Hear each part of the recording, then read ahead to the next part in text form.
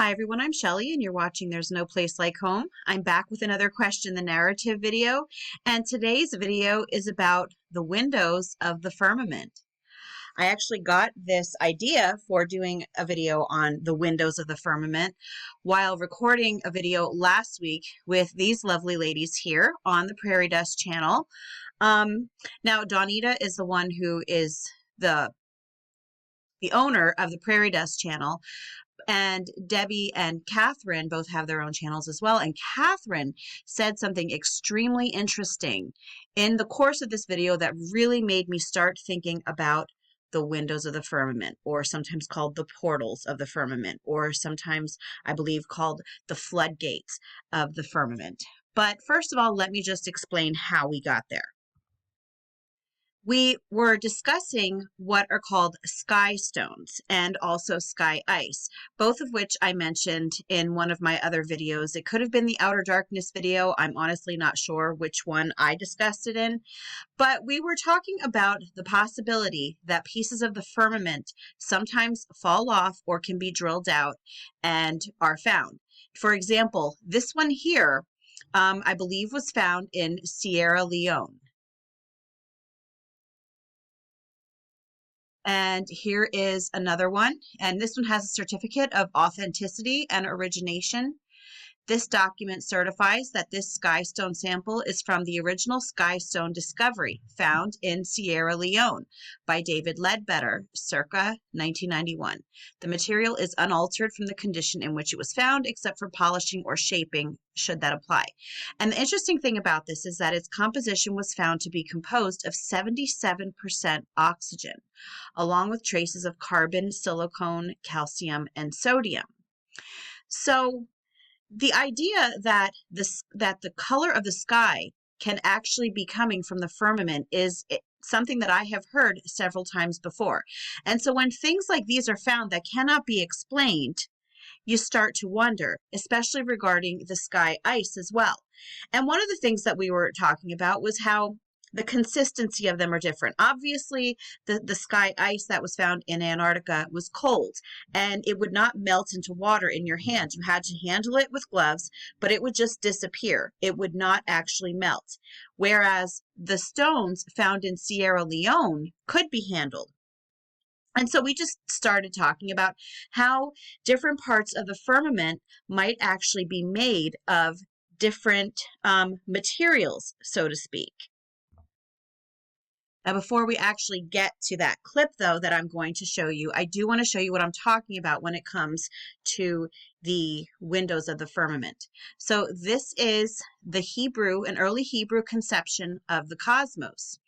And as you can see here, we have the firmament, and then we have what are called windows or portals. And it is something that was mentioned in the Bible and also in the book of Enoch.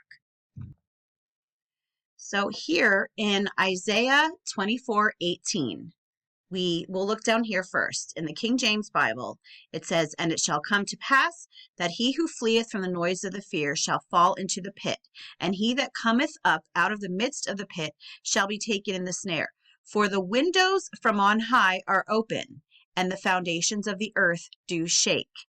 Now, I will show you that it also says windows in the Berean Standard Bible. It says windows in the English Standard Version. New International Version says floodgates, which, as I mentioned, this is another term that is used for the windows.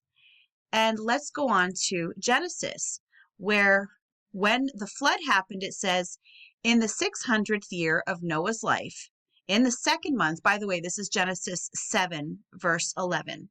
"In the 600th year of Noah's life, in the second month, the 17th day of the month, the same day were all the fountains of the great deep broken up, and the windows of heaven were opened." Let's also go to the book of Enoch. Clearly, I'm not going to read all of this to you, but I just want to show you that in the book of Enoch, it says, And this is the first law of the luminaries. The luminary of the sun has its rising in the eastern portals of the heaven, and its setting in the western portals of the heaven. And I saw 6 portals in which the sun rises, and 6 portals in which the sun sets. And the moon rises and sets in these portals, and the leaders of the stars and those whom they lead. 6 in the east and 6 in the west, and all following each other in accurately corresponding order. Also many windows to the right and left of these portals. So in this case, windows and portals are not even the same thing, but they are located next to each other. But if you continue to go through, and I'll leave a link to this in the description box if you'd like to read the whole thing, you'll see it's portal, portal, portal. It's just all over. So this isn't something that is a new conception.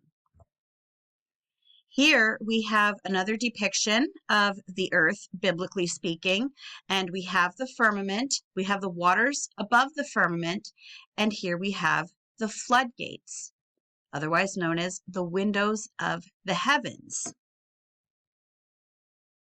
And I was actually saying in this video, in which the video that I did with these ladies, that sundogs are a wonderful example of the shape of our firmament. Here we have a rainbow, but here we also have what are known as sundogs. And I actually saw this recreated using a light and a glass bowl.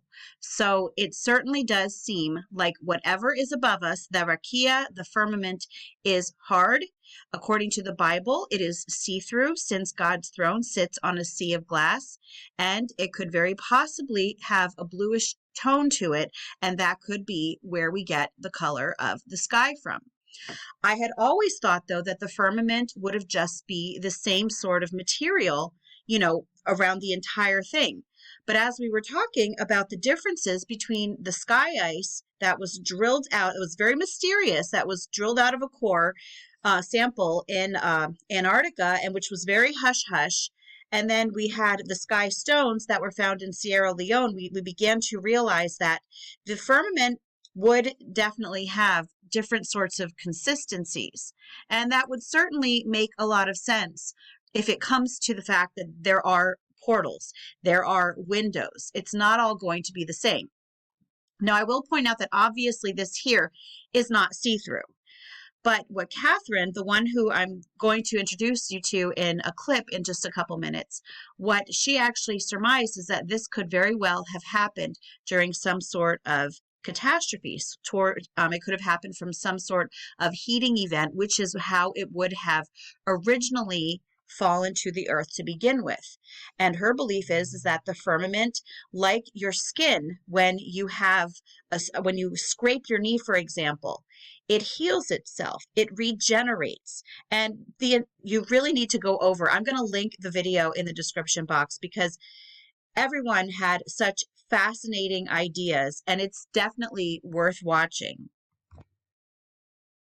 Now, I'm just going to give you a brief synopsis of the quote that she is talking about right now. She was describing how different parts of the firmament might have different consistencies. And here she is describing what one of those consistencies may be. And this is really what inspired this video. I couldn't think of the word. Different parts of the firmament that weren't more like jello-like or something, where it can keep the waters above out, but then let creatures pass back and forth. So when she brought up that concept that she had, a light went on for me, and it started to remind me of the video that I did about the outer darkness. And I got a lot of complaints about that video because I mentioned the possibility that the outer darkness could be where the quote astronauts are actually traveling to. And what I want to tell you is that My channel is about exploring ideas, and that's what questioning the narrative is all about. So while I do not think that space is anything like they tell us it is, I don't believe the universe is anything like they tell us it is. I don't believe the planets are anything like they tell us they are. I don't even think there are planets as you think of to begin with. However, I do think that it is very possible that what we would consider to be the waters above the firmament may indeed be the outer darkness that is mentioned in the Bible. And possibly, if the quote astronauts have found a way to get through these windows, through these portals, that might be where they are actually traveling to. And obviously, they would not want you to know that that's where they're traveling to, because that will confirm the Bible.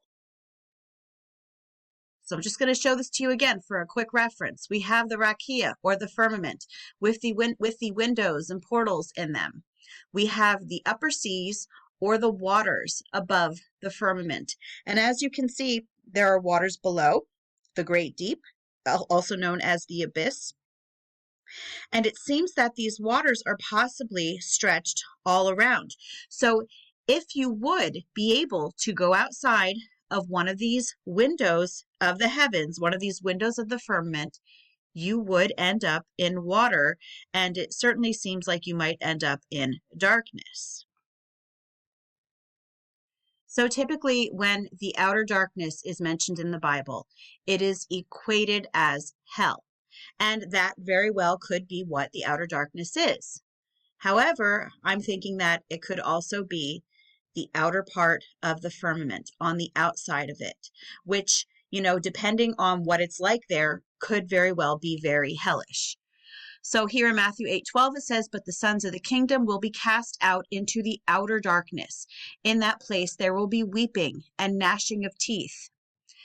Matthew 22:13 says, "Then the king said to the servants, 'Bind him hand and foot and throw him into the outer darkness. In that place there will be weeping and gnashing of teeth.'" And again in Matthew 25:30, it says, "Throw out the worthless slave into the outer darkness. In that place there will be weeping and gnashing of teeth." So when I'm speaking of the outer darkness, I'm not speaking of space. I am speaking of the waters outside of the firmament. I think it's very possible that the earth may be a puddle, and I believe that each of these puddles may have their own firmament. This is all conjecture, and I have no way of proving this, but this is, just a thought experiment, because we need to get past the point of where we're accepting everything that we're being told, because most of the things that we're told are lies. And I think a lot of us, thankfully, are waking up to that. So if we look at it this way, that there is a firmament over the earth and that there is water all around, surrounding all of these other firmaments, if they also have firmaments also. If something would be able to use a portal to get out here, it would seemingly be very dark, and we don't know what would be out there. That could very well be that separation from God, because we're not supposed to be there. And that's what I think, if the astronauts actually do go anywhere and they're not just faking everything. Because you know what? It would not surprise me to think that they were faking everything, because up until this point, I have thought that they're just faking everything. But the thing is that we're not told how far advanced we are in certain technologies. I know that we are capable of much, much more than what is being made public. So if that is the case, instead of just pretending to go somewhere, maybe they are going somewhere, but just not to the place where they tell us that they are going. And this actually makes sense in regards to some of the things that astronauts have actually said. In this article, it's called "Ode to Space, the Perfume That Smells Like Outer Space." And space is actually, the smell of it is described by different astronauts. So I'm just going to read to you a little bit of this. And as always, I always link the articles in the description box.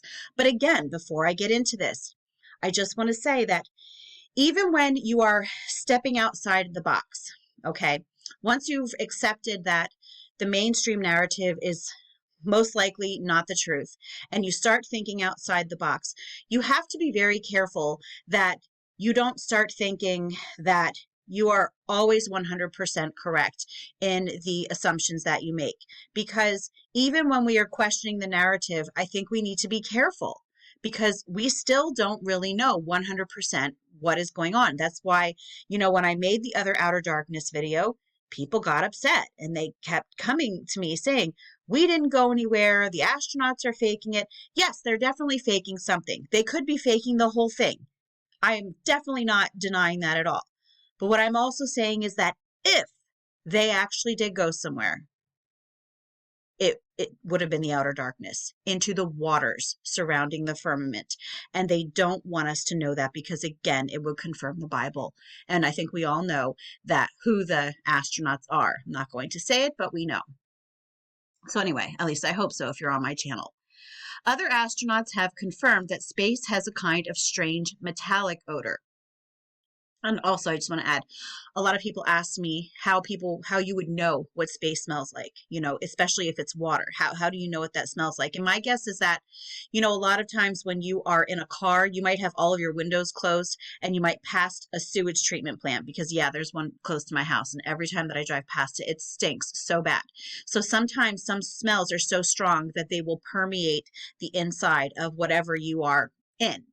So anyway, astronaut Peggy Whitson, who was the first female commander of the International Space Station, described the smell of, quote, space, I will say outer darkness, to CNN in 2002. I think it kind of has almost a bitter kind of smell in addition to being smoky and burned. Former astronaut Thomas Jones recalled in an interview with Space.com that it smells sulfurous. Sulfur. Like fire and brimstone, maybe? In a video for Wired, retired astronaut Chris Hadfield confirmed that space does indeed smell like gunpowder and burnt steak. To me, it's sort of like brimstone, as if a witch has just been there, he said of the space station's airlock. Brimstone. So, let's see how astronauts train to go into outer, quote, space. Why they train in the water. And this might actually serve multiple purposes because obviously if the outer darkness is the waters above the firmament, that would come in very handy to be training in water or some kind of liquid that is similar to water in order to be able to do the things, whatever it is that they're doing over there, which I think would have nefarious purposes, to be quite honest. But beyond that, training in water actually helps them to further advance the space narrative because, yes, if you have people watching something that is filmed underwater and they don't realize that it's underwater with the proper lighting, yes, it does look like they are in zero gravity. It looks like they're in some sort of weightless atmosphere. And some very attentive people have caught spacewalks where bubbles were coming up out of their masks, which of course they always try to tell us, oh no, it was just flecks of paint off of the ISS or wherever they are. And I'm thinking, wow, that doesn't say much about the ISS, if it's falling apart as they're up there. But, and then we also have that story of the astronaut who actually started, quote, drowning while he was on a spacewalk because water got into his mask. Well, where did the water come from? Well, they claim that it came from some sort of reserve unit, I think. But it would make a whole lot more sense if not only do they train in water, but they are going in actual water. And so I'm not going to lie, when Catherine mentioned the whole idea of the windows in the firmament and how they were jelly-like and that they would still be able to hold the water out of the firmament, but that things would be able to get out and get back in again. And she was talking about things like dragons might very well be able to get in and out. And, you may laugh at things like dragons, but I am telling you that, and I mentioned this in another one of my videos where my two oldest daughters, are convinced that they saw a dragon about 5 years ago, maybe. And especially my oldest daughter and also my second oldest daughter, very matter of fact. She's not one to embellish things. She doesn't like attention. She just matter of fact told me that they saw a dragon in the sky. They both saw it. I tried showing them pictures of different birds, including a heron. I thought that it was a heron, because its legs closed in the back might look like a long, skinny tail. And they both said, no, that is absolutely not what they saw.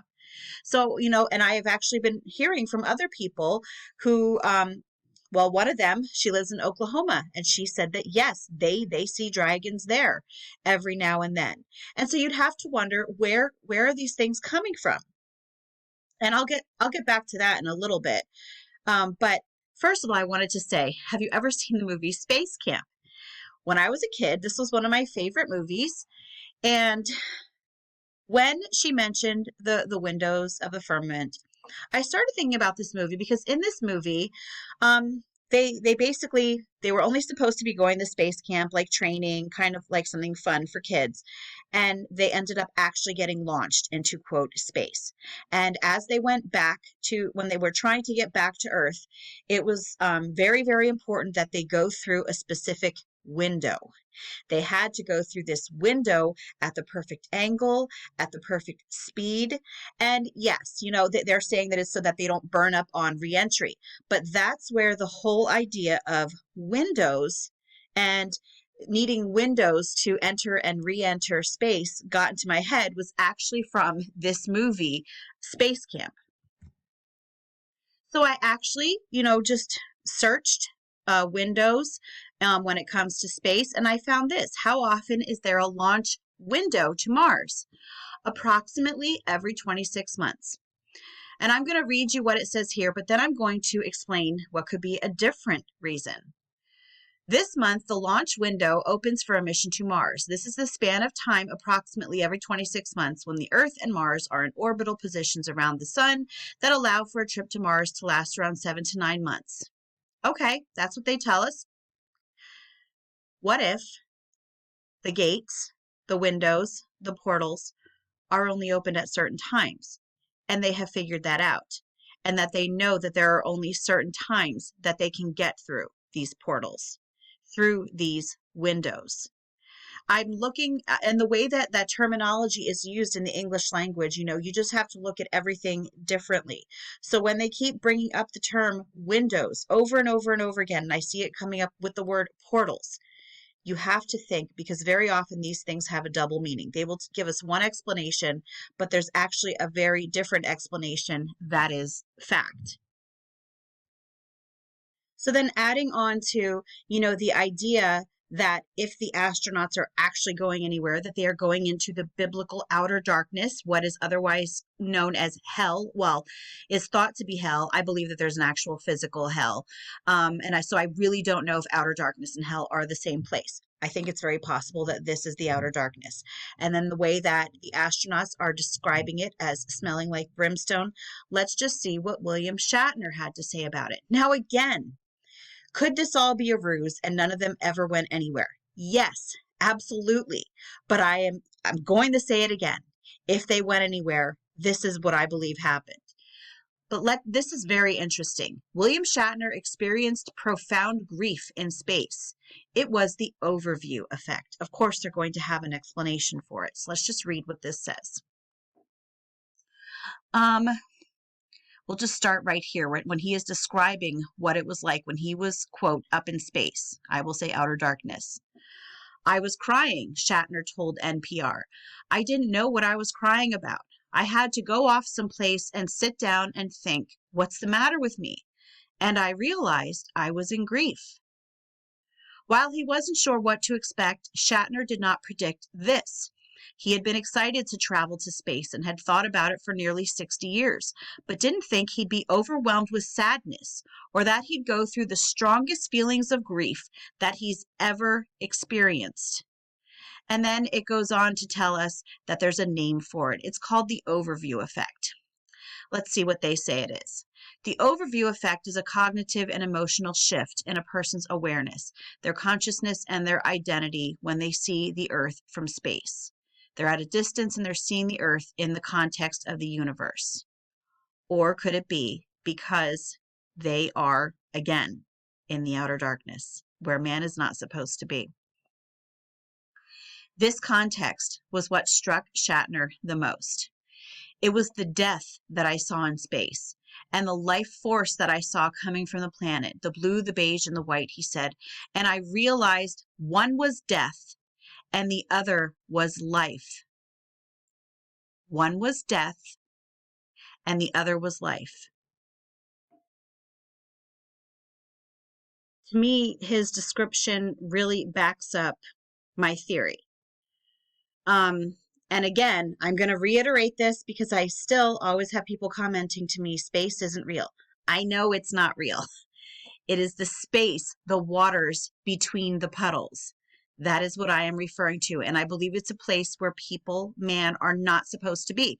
Now, I've mentioned in another of my videos, the outer darkness one, as a matter of fact, how what we call UFOs. Now, they could be the Elohim. They could be fallen Elohim. They could be using conveyances, and they could actually be residing in these other puddles and possibly traveling through the waters and coming through the portals, coming through the windows. Now, I mentioned in that video how they might actually be coming up underneath. Let me find that one. Okay, I thought that they could possibly be coming up underneath through the ocean because, yes, there are a lot of USOs, underground submersible objects. So, and that could also be the case. But I definitely think they're traveling through the waters. They are coming either through these gates or they are coming up through the ocean. And I was thinking it's possible that the firmament even stretches down, and that could also be that could be the spherical aspect of it. And then there might be portals in there too that they will be able to come up. Because if you think about it, if the waters are above and below, they would be able to come in anywhere, and they would probably need some sort of windows.